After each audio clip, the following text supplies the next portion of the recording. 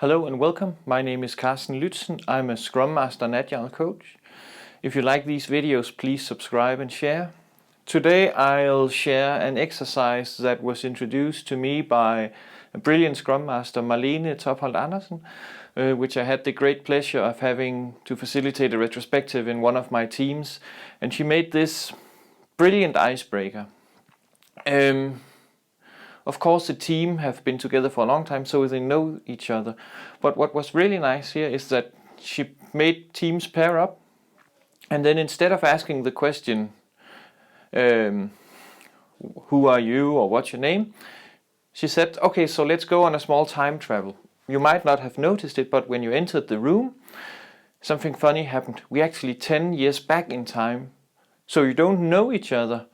So you need to introduce yourself to the other person.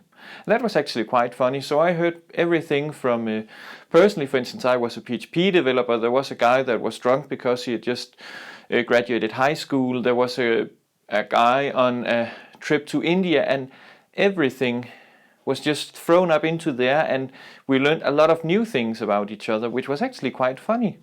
And it didn't take a long time. So it's actually just introduce yourself from 10 years ago. And then if you want to, the next step that Marlene also did was to then ask, okay, if we have no boundaries, but of course still being somewhat realistic. I don't know if you just noticed, but we actually just jumped 20 years in time. So instead of 2019, it's actually 2029. What are you doing now? Where are you living? And so on. So imagine, with no limitations, what would your world look like in 10 years' time? So it both gave this past, but also the future perspective. And especially the past perspective was really, really funny to get to know about each other.